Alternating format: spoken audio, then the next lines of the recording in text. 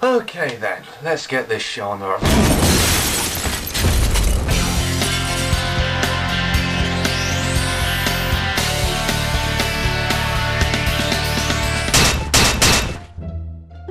I saw these questions coming a mile off. Broken Mirror is my biggest project yet. I've been working on it since January this year. Hopefully it's going to be released sort of late autumn 2013. Because of the sort of production value of the project and how I just want it to turn out in general, I can't rush this, okay? It's on its way, I'm working on it, but there's real life stuff coming into it as well. I say with gaining the inspiration to get back into making a series, just take it in small steps. Not necessarily working towards the series, but being creative in some way. So like, I don't know, making like a small stop motion. You should just sort of ease yourself into the process rather than throwing yourself into the deep end, because you're not going to work well that way, I guess.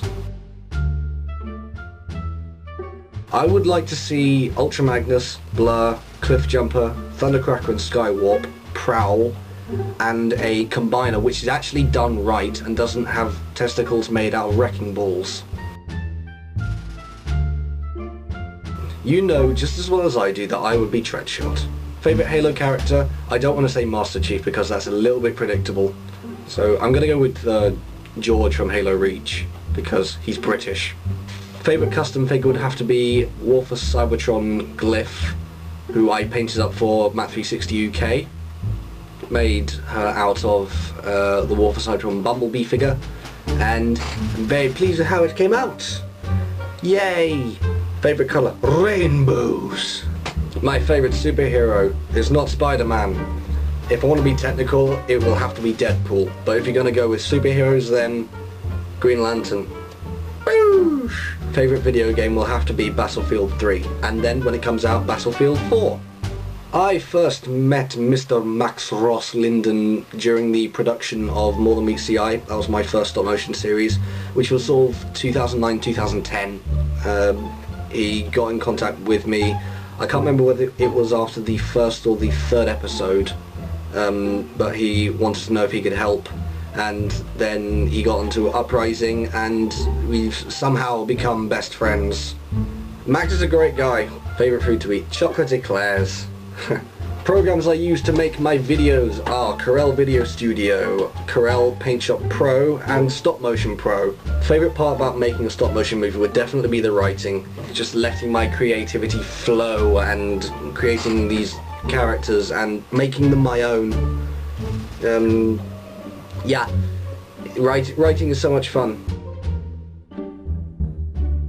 So since we've passed the 1 year anniversary of Crosscraft, doing the special for that would seem very belated and a bit pointless, but we're still working on putting together a big game for many people to come in and play and kill me and Robopod Supreme. We have a server which is capable of doing that, so it's just a matter of finding the time to get that up and running when it's most convenient for us all.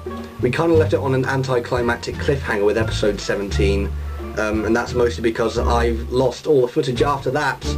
So I think our next move is to kind of reboot it or come up with a season 2 in a new environment with new things and yeah, more woolen penises, I bet.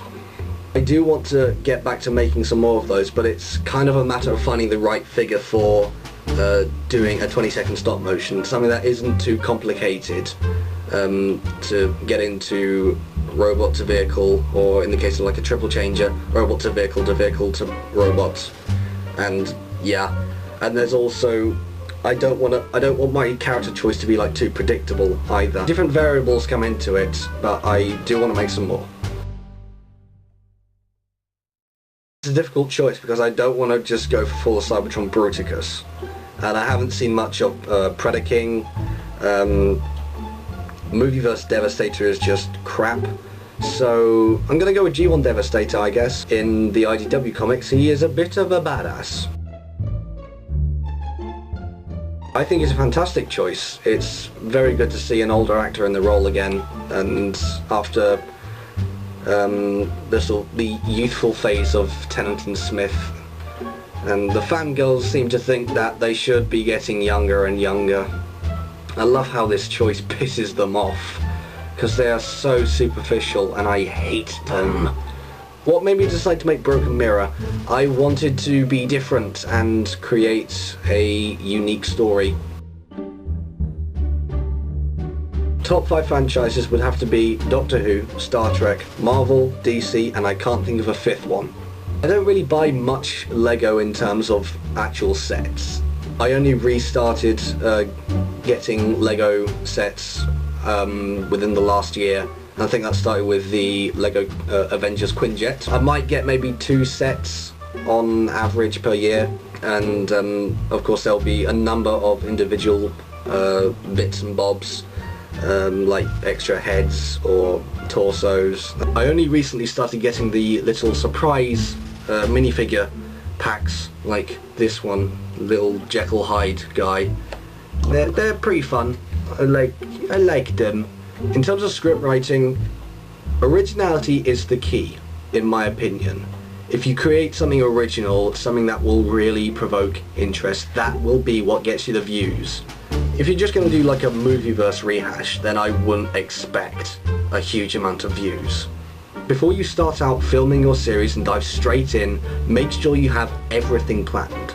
Make sure you know where your story's going. Make sure you know where your story is going. Make sure that the dialogue is interesting and just not copied. Take time to develop the characters. Make these characters your own. You're not limited by the established canon of the cartoons and all the other official stories.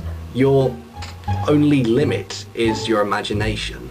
Take your time with creating a series in every aspect, really. Be original and you will shine. Stop it! Stop it! I play Battlefield, Halo, Grand Theft Auto 4, Counter-Strike and Star Trek Online. Because MMOs, yeah! I watch Doctor Who, Sherlock, Transformers, whichever series is running at that particular point in time, I guess. And also Star Trek whenever it's available. Do I ever play with my Transformers action figures? I'm not ashamed to say that I do. It does help a lot with my writing. It helps inspire new stories and new scenarios. Oscar, I think you should follow your heart. Take her out on a date, ask for her name, and appear interested in her. And if you're undead by the end of the evening, I think you're in there, mate. Good on ya. I get my paints from a company called Vallejo. Their paints are pretty much the same as the ones that you can get from Games Workshop. The Vallejo paints are a lot thinner and they're much easier to apply. Also, I use primer paints as well, so I have a nice clean coat to work on, basically a blank canvas. It can take anything from a few weeks to several months to finish a custom, and depends on various things like weather and laziness as well. Favourite Doctor is a difficult one because I could choose any of them. Perhaps I can narrow it down to 8, 9 and 11. I recently watched Patrick Troughton, the second Doctor, in the Tomb of the Cybermen episode, and that was the first time I've seen an episode in many, many years, and I'd forgotten how great a Doctor he is, so he's up there as well. I can't pick a single favourite one. That's just how it is. And in the end, it's the same man, just with a different face. So it's unfair to say, oh, that's my favourite Doctor, because they're all the Doctor. That's all the questions I'm going to be answering for this video, because right now I am really tired, very hot, and my memory card keeps on running out of memory. Next week I will finish up the rest of the questions, everything will be answered. So if your question wasn't answered in some way in this video, it will definitely be answered in the next. So until next week guys, I'm Cross001, take care, See you later.